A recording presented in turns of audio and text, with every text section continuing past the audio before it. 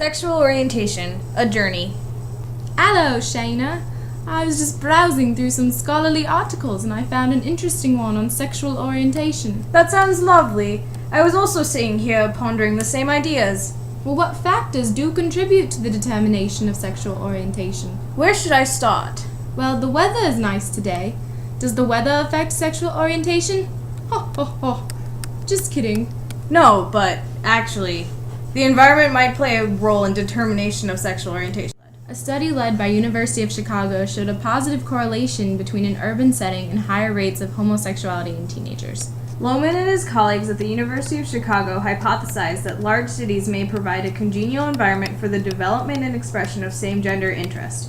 Urban cities are usually more open-minded and progressive, which could explain this phenomena. People who grow up with a more liberal-minded family also tend to be more accepting of certain sexual orientations. Oh my god, so I just heard of this new scale? I'm totally a 10. No, just kidding. Of course I'm an 11. Get on my level.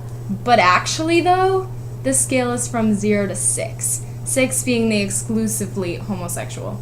I'm actually talking about the Kinsey scale, obviously, for identifying sexual orientation. People in the middle of the scale are more likely to experiment in more progressive areas.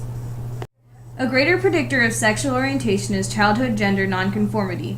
Research has shown that gender nonconforming children start identifying with the opposite sex, which could lead to attraction to the sex that they feel differently towards.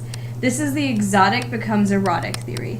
The overarching question is, does sexual orientation develop over time or from birth? Many studies point to prenatal hormones to be a major factor in sexual orientation. The hypothalamus is believed to control sexual behavior. The difference in hypothalamus size equate to different sexual orientations. Does that mean that bigger is always better? No, but actually, homosexual men have bigger hypothalamuses that are almost twice the size than that of heterosexual men. Comparatively, heterosexual women also have hypothalamuses double the size of heterosexual men. The size of the hypothalamus has been connected to the differences of hormones released in the womb. Studying brain differences, studies have shown that the brain of a gay man most closely resembles the brain of a straight woman. However, the brains of straight men and lesbian women are also shown to be more similar. This study also attributed the different brain sizes to exposure of the fetus to hormones. Another biological factor is the factor of genetics. In a study done in 2008, the author stated that there is considerable evidence that human sexual orientation is genetically influenced, and that genes predisposing to homosexuality may confer a mating advantage in heterosexuals, which could help explain the evolution and maintenance of homosexuality in the population. Still, the author stated that their study did not rule out any other factors for homosexuality. Whether homosexuality is biological or genetic is a hugely politicized debate that is ongoing today.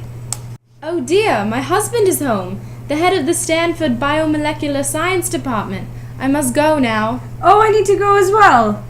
I must feed my cat. Okay, bye.